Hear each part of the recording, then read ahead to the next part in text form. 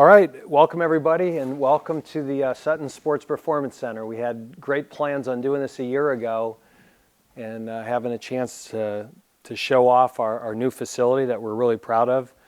But before we get started, I just want to thank everybody here for being vaccinated and for wearing masks.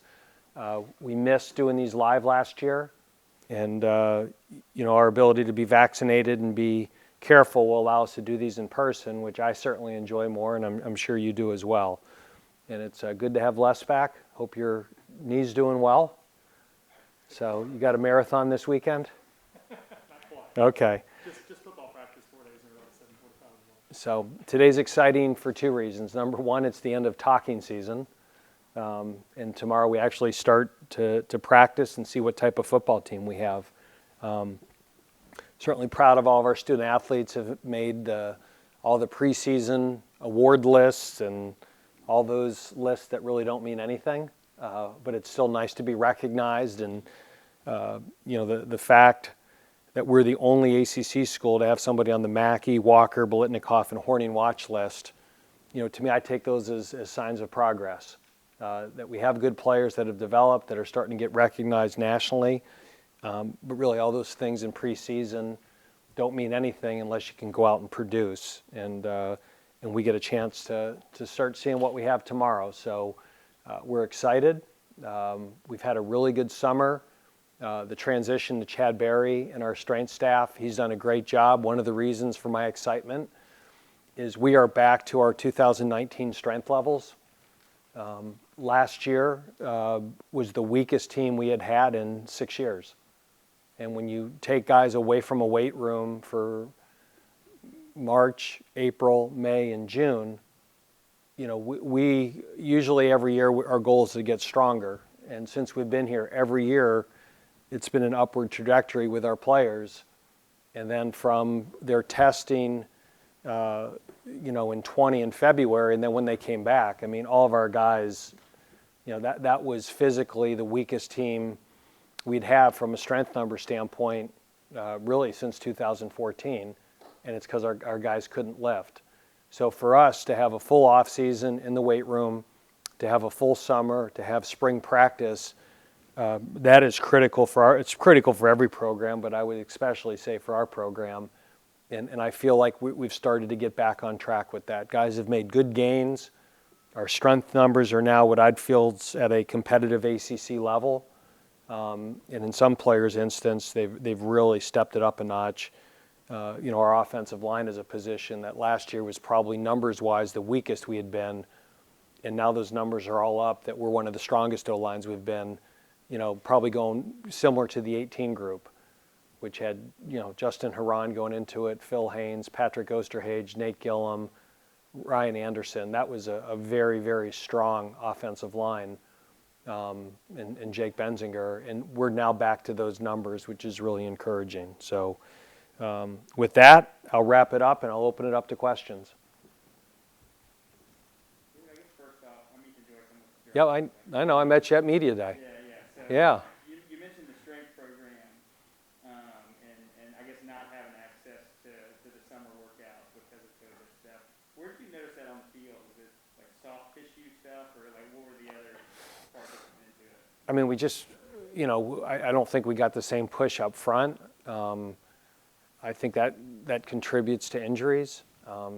19 was the longest stretch of a healthy team we had until we had a few bad injuries at the end. But we just, we were a worn out physically and mentally football team by the end of the year. And it was a combination of, we didn't have the proper preparation for the season.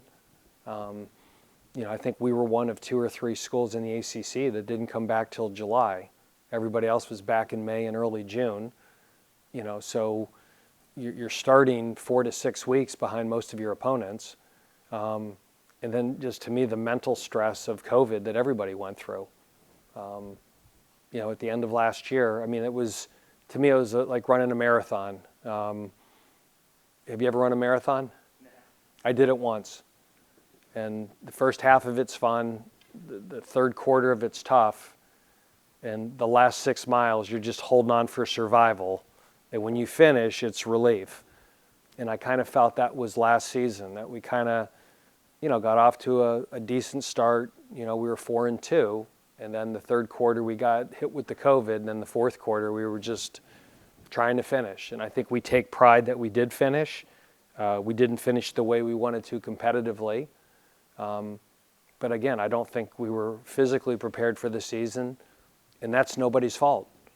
When the whole team is dispersed and some guys are in New Jersey and they can't go to gyms and they don't have access to a weight room and they're not even allowed to go outside and run, how can you possibly prepare for a football season? And this year we were able to prepare for a football season. Losing Deontay on the offensive line, I think you got some idea of what the combinations are going to look like. But how much do you go in with preconceived notions of who you want to plug in at right tackle, and how much do you go in thinking we need to see these guys in live reps? Well, it's both. I mean, again, we hate that we lose Deontay. He had a great year last year and was really coming on. And the minus is we lose Deontay. That'll hurt us in 21. The good news is we just had a great transfer signing for 22. So he right now is planning on coming back for a 7th year. So our 22 O-line just got better. But you're always prepared for these things. And Devontae Gordon, was one of those guys that not having him here and not having spring ball hurt his development. Now that he's had that in, he had a really good spring. Spencer Clapp is back. So we're going to move him to tackle. And, between Zach Tom and Devontae Gordon and Spencer Clapp, there's guys that have some experience. So there's 3. And I'm really, really excited about some of the young tackles we have in our program. C.J. Elmanis was a really good get, and holy cow, he has put his foot on the gas in terms of his development, his strength numbers, his weight. Christian Forbes, Zach Vaughn. These are all guys that, when we first got here, their second and third year, they were starters, right? So all those guys who redshirted a year ago, who had a normal offseason, have made these really good gains. And so, again, I hate losing Deontay. I'm not going to say we're not going to miss him. We certainly are. He's a high-level player. But between getting Spencer Clapp back, Devontae Gordon's progress in those 3 young tackles, I think we'll be fine. And Terrence Davis is cleared, which is great news for us. And so now you got, Loic, you got Juergens, you got Sean McGinn, you had Terrence Davis to the mix. And to me, 2 of the most improved players from last year to this year were Luke Pettibone and George Sell. And again, when we first got here, those guys are right where that other group was when they were starting as redshirt freshmen. I mean, if this was 2015 or 2014 with that O-line, Luke Pettibone and George Sell would be starting for us. And so, I feel really good about the top guys, and I feel we've got good young players developing, and I think we'll end up with good depth there. Now, obviously, they have to have a good August, and wherever they are now, they've got to be better by the end of the month before our first game. Dave, the other injury that was obviously came out the day before your ACC kickoff was Donovan Green. How do you kind of fill that role? A lot of publications had Wake Forest as one of the best receiving groups in the ACC with Green in the mix. Now without him there, where do you go? Yeah, it's again just Deontay, got hurt by bench pressing, and Donovan Green was just running routes and planted, and those things unfortunately happen. I think they just happened to one of the running backs for the Rams, right? Cam Akers or something with his Achilles. So unfortunately, that's part of it, but we're always planning for contingencies. And when we came out of the spring, the one position I was really happy with the development with was, Donald Stewart. He's starting to look like what we thought we were getting a year ago. And again, I think the COVID last year hurt his development and the lack of practice, but now he's been in our program for a year. He understands the offense. He's playing faster. Jamal Banks had a great spring. And he right now is just, he is just getting better every week. His numbers in the weight room. He had a great spring, and Torian Perry started the whole spring, and he's had a good summer. And so again, are we going to miss Donovan? Absolutely. Donovan is a very talented young man. But from a number standpoint, and guys that we feel are playable, we're still probably in as good a shape as we've ever been. And then you got Taylor Marin back too. So he can play outside or inside. And then Keyshawn Williams had a great spring. So we're not empty there at all. You hate for them to lose good players. And Javionte and Donovan are good players that we hate to lose them, but we have other guys that we think are more than capable of getting the job done. This is a little bit of a retread from probably a spring question, but just to revisit it, what have you seen from Sam as he puts the Duke Mayo Bowl behind him, and kind of he had a turnover-free season for 8.5 games, and have you had to talk with him any more about moving past that, or is it just kind of No, at this point? I mean, there was nobody more disappointed in that than Sam. I mean, he afterwards was distraught and upset, and that's what a competitor should be. And then you go back and say, okay, are you a fixed mindset or growth mindset, right?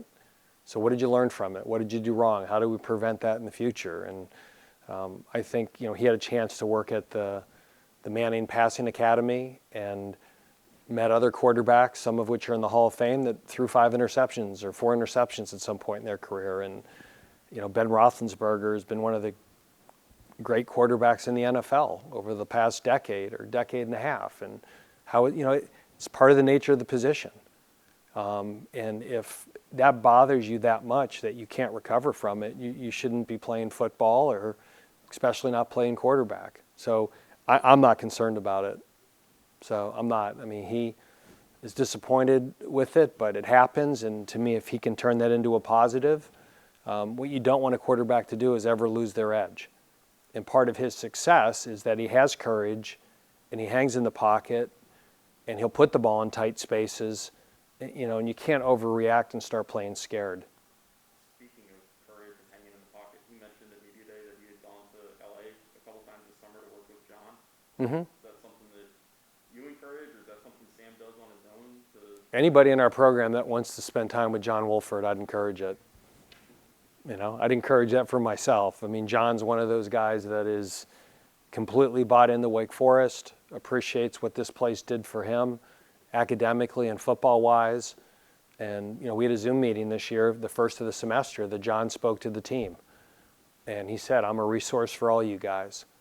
And, to look at John's career here, right? I mean, what was, even after his junior year, he came into his senior year, and, we thought Kendall was going to be the starter. And then John won the job, beat him out, and had a great year. And people reflect back on John Wolford as a great quarterback, which he was, but he certainly had his rocky moments here. And I think as a quarterback, learning to being mentally tough and learning to get past that and not have it affect your next one, right? Quarterbacks and DBs better have short memories.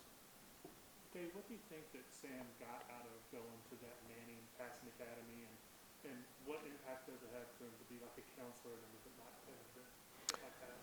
I just think, a lot of times when I talk football, I love talking to head coaches, right? Because only head coaches can understand what my job is. And only other starting quarterbacks at Power 5 programs can understand what that role is. And it might be little subtle things. It could be a technique thing. It could be a preparation thing. But successful people leave clues. And, he was around a lot of very successful high-level quarterbacks. And for him to be able to share preparation habits and work habits and how you throw a back shoulder fade, I mean, there's a whole litany of things, right? I can go visit a college program and, we can talk about schemes, offense, defense, special teams, or we can talk about the strength program or the nutrition program or how they organize academics or what they do for player development off the field. Like there's 20 different topics that I could go to another program and spend the whole time on one of those topics. I think it's the same for a starting quarterback. And that, in this building, nobody else right now can truly understand what that's like. And so to get around other people who have that same role at other places, to me, it's therapeutic. So there's a pressure that those guys have that only peers at other schools can understand.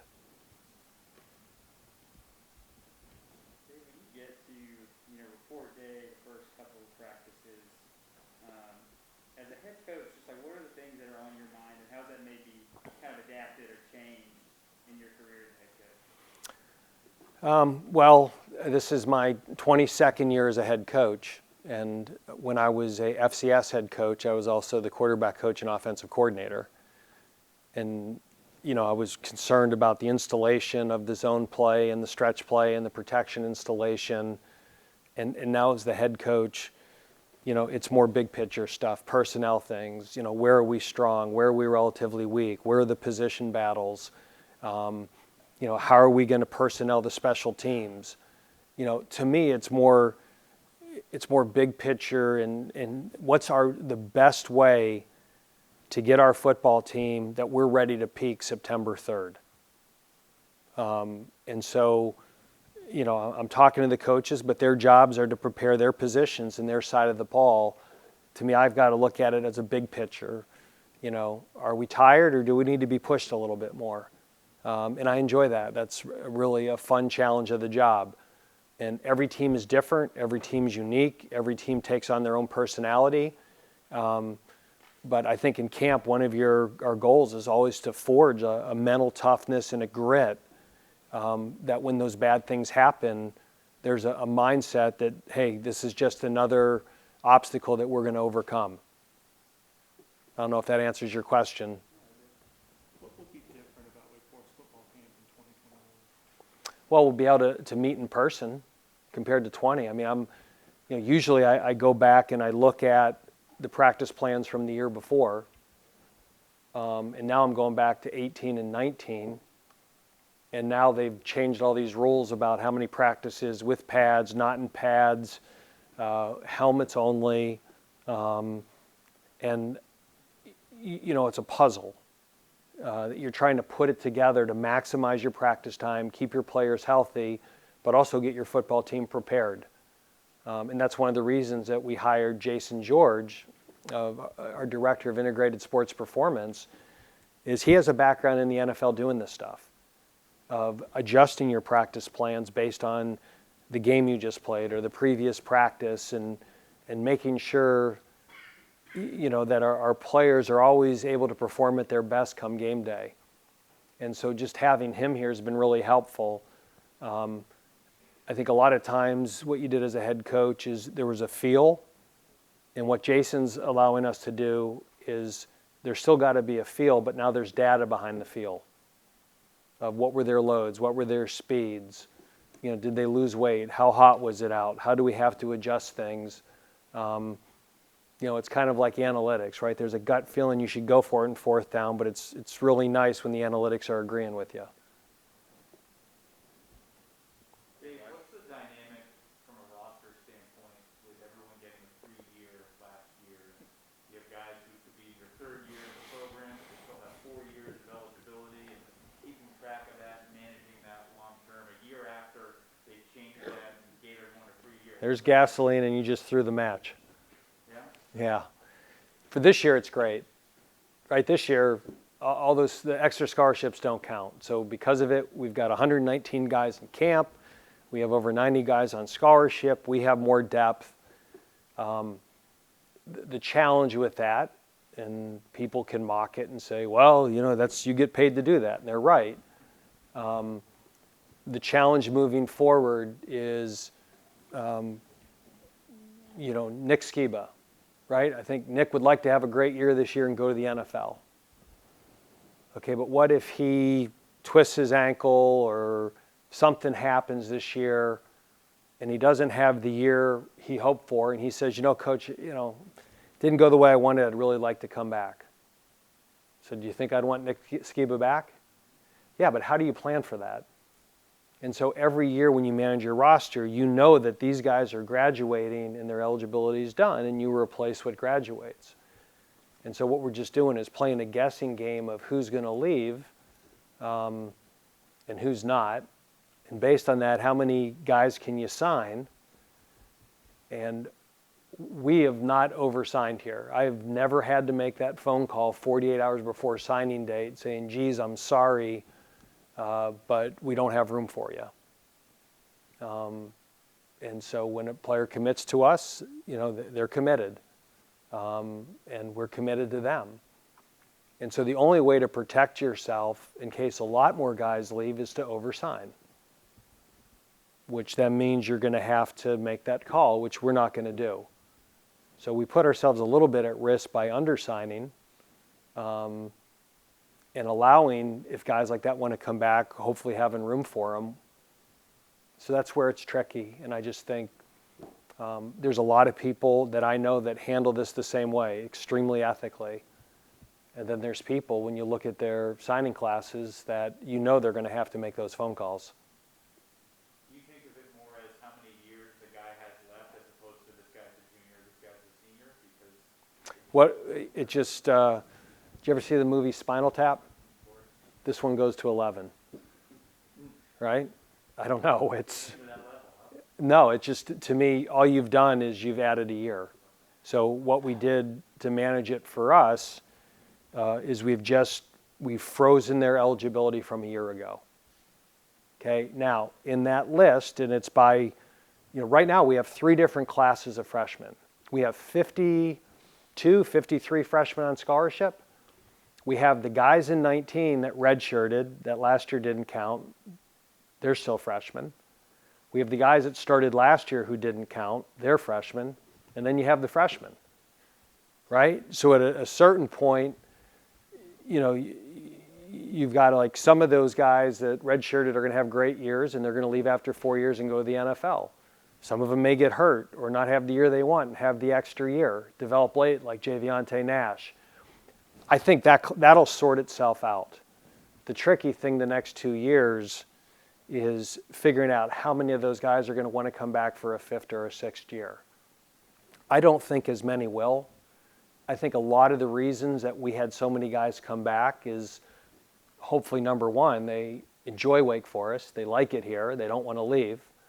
But secondly, I think they felt cheated last season. They did not want 2020 to be their last college football season. They didn't want to go out like that. And so if 2021, if we're able to have a normal season and play 12 games and go through a complete year, there might be guys who aren't NFL players that just say, you know what, I've been here 5 years, I've got my 2 degrees, I'm going to start the next phase of my life. I don't feel cheated, I got this last year. Those are the things that are really hard to predict. You have a freshman football team. Yeah, it'll just, again, and part of it is there's guys, you have some really interesting options of who can redshirt, right? Because you have guys that came in last year and last year didn't count, and you could technically still redshirt them and assure that you're going to get a 6th year. And if they're ready to play and help us win this year, we're going to play them. I'll worry about the 6th year, in 2026. But if they can help us win, we're going to play them. But yeah, we've had a lot of those meetings of, they're freshmen, but they're 3rd-year freshmen. They're freshmen, but they're 2nd-year freshmen, and they're freshmen and they're 1st-year freshmen.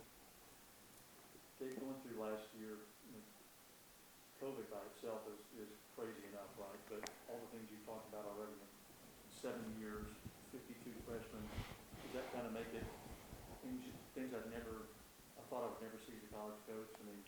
Well, this last year in college football,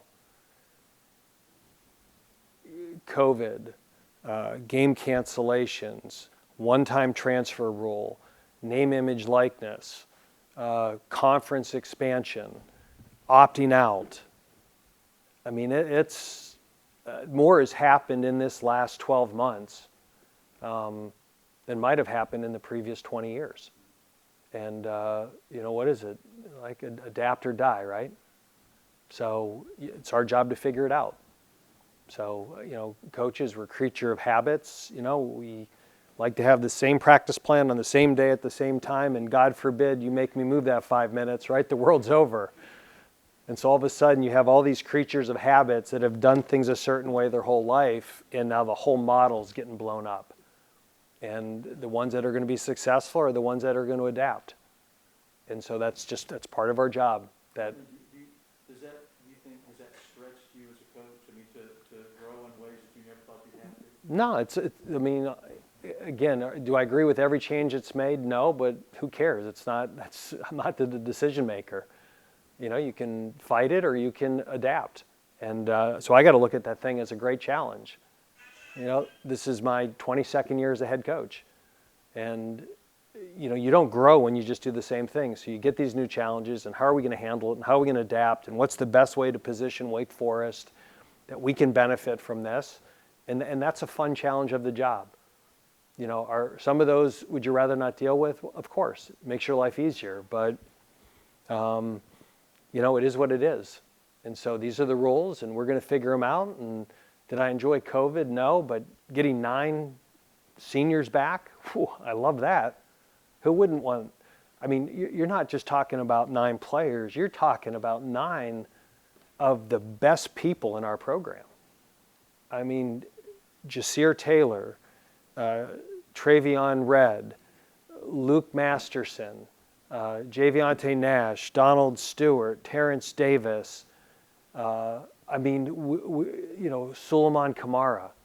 Who am I not mentioning? We had 9 of them. I mean,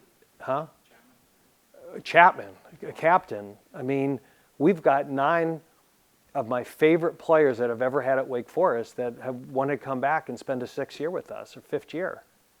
So if that's the bonus we get for dealing with COVID, I'm good with it.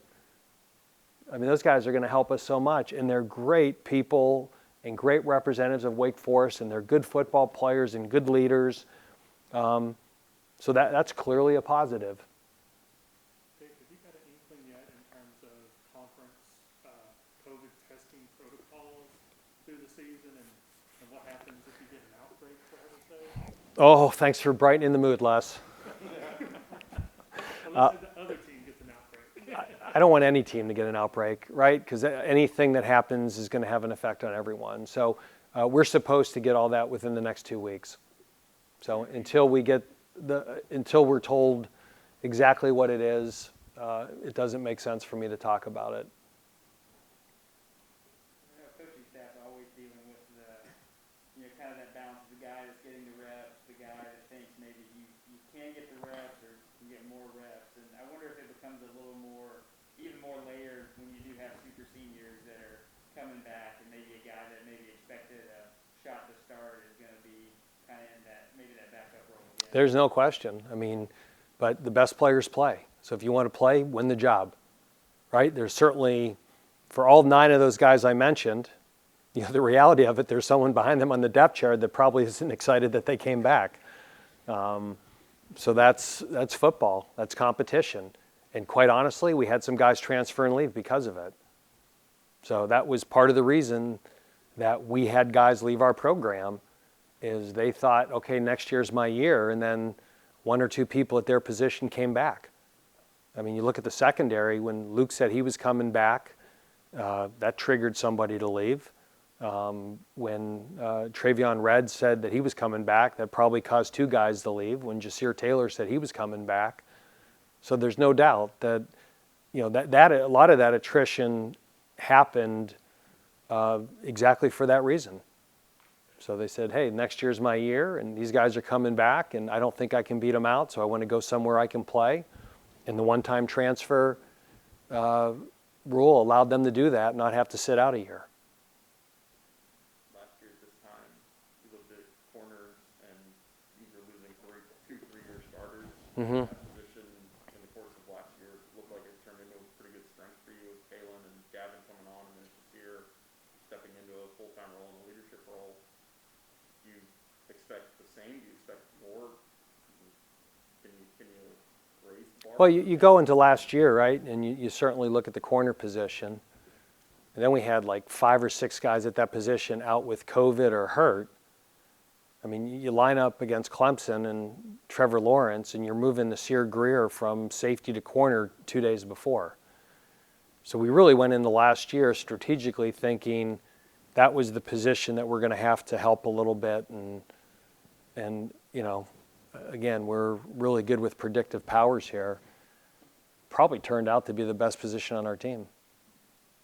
I mean, Jasir had a great year, and Kalen Carson had a really solid freshman year. And before Gavin Holmes got hurt, he was on his way to being a really good third nickel corner. And now we brought in a couple transfers that we think can help us there. So I'm going into it saying, hey, that's pretty good shape there. But every time I say that, then something happens. So I've said that before about other positions. So take that off the video. You probably brought in more transfers this season than in any year I can recall. And there's at least a handful of those guys that weren't here for spring camp.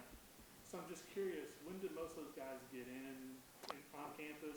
And what have you been able to see out of them prior to them stepping onto the field tomorrow? Well, you can't see anything because we're not allowed to practice with them, but we certainly get reports from the weight room in terms of their testing numbers, and you know, when they're in the weight room doing their condition runs and stuff, we're allowed to look at them.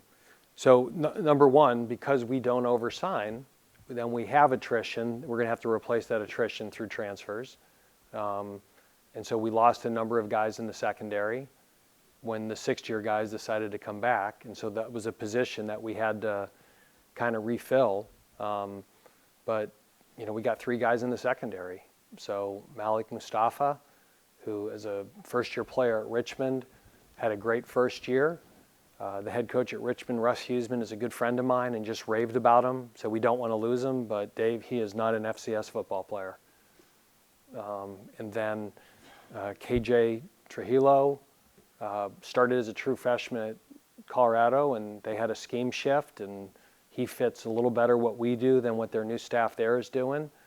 And then Isaiah Wingfield, you know, is a Harvard graduate that was an all-Ivy player that Ryan Crawford coached there. So these are 3 guys that have played college football. You know, for 2 of them, it's a chance to play Power 5 football, and for the third, it's a chance to get a fresh start. So all the reports on him have been good. We'll let you know in a month. Speaking of Nasir, how's his health going into tomorrow? I mean, right now, he's cleared to practice tomorrow. So I think I said that a year ago. So he's coming back from an injury, and said more good days than bad. We're going to have to manage him and not overload him. It's been a while since he's been through this much, but right now we're very optimistic that he'll be full go. Safety position kind of hinge on how much he can go and where he is? Again, we've got really good depth there, right? You got, you know, hopefully Nasir's back, and then you got who I think is an all-ACC player when he's healthy. You got Travion Red, who had a really good year last year as a 6th-year senior. You got Nick Anderson, who was an all-ACC player as a true freshman. You know, you got A.J. Williams, who played. Chalon Garnes, who did great things. Malik Mustafa. I mean, Zion Keith, J.J. Roberts, right? We're not going to live and die with one player. You always want your best players, and Nasir, when he's healthy, is one of our best players.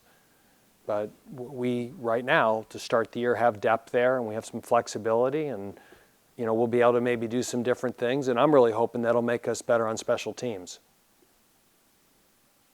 Is linebacker perhaps the position on defense of which you might be the most concerned about depth? Again, Les, there's players that are developing that didn't play a year ago. You know, Chase Jones really is starting to come on.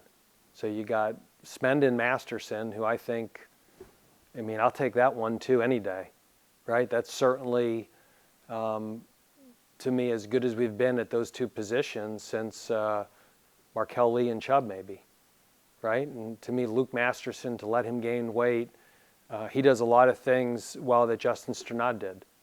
So I feel really good about that. I think Chase Jones is an ascending player for us who gets better with every rep. I'm really excited about Jalen Hudson. He's doing some really good things. You know, we brought in some freshmen. We've moved some guys there. You know, Quincy Bryant, we moved from safety to linebacker as he's gotten big. We thought he was a safety, and now he's up to 215 pounds. So we learned from Luke, hey, let's not keep his weight down, let him grow, let him get stronger, and let's move him there. Again, there are guys in that group, because you look at those three and say, what else do you have? But the only reason we have some of those guys, Luke, is because of COVID. So there's other guys that are coming, and it's important they grow and that they become playable. Is it safe to say that to hit the goals that you want for your team this year, your defense is going to have to show market improvement, but that you have every reason to believe that they've got the ability to do that? Yeah, and we've got to be more consistent on defense. There were games last year, and we were either really good or really bad, right? I mean, against Virginia Tech, Syracuse, we had a stretch that we played really good defense. And it just seems at times when the wheels came off, they really came off. And to me, depth, experience, having enough guys there to settle it down, play the next play. We can't be as inconsistent as we were, right? You can't play the way you did against Virginia Tech and that running back and then play the way you did the second half against North Carolina. Now again, are there reasons? Yeah, but nobody really cares, right? The bottom line is we played really good defense against Virginia Tech when they were a ranked team and running the ball up and down the country. And as a defense, you've got to be able to adjust and be able to play better defense than we did the second half at North Carolina. If you put on those two films, you'd say, and it was just too much like that the whole year last year, right? You went into every game, you weren't sure what you were going to get. And that affects how we play on offense, right? Because we had, a couple two-score leads last year. And, sometimes you'd say, well, hey, slow it down a little bit, play the clock game. But when you're not sure what you're getting on defense, it's hard to do that. So it was difficult to manage games last year from that standpoint because of our inconsistency on defense. So yes, I expect that to be better. Anything else, guys? After you stretch in practice tomorrow, what's the first thing you do as a team in the first practice of fall camp? PAT field goal, baby. Tell the kickers, between the two, over the one. So, yep, we're football coaches, we're routine oriented. We'll go from stretch, and we'll get that field goal unit cranked up, ready to go. Didn't take me long to think of that, huh? All right, thanks everyone, good to see you.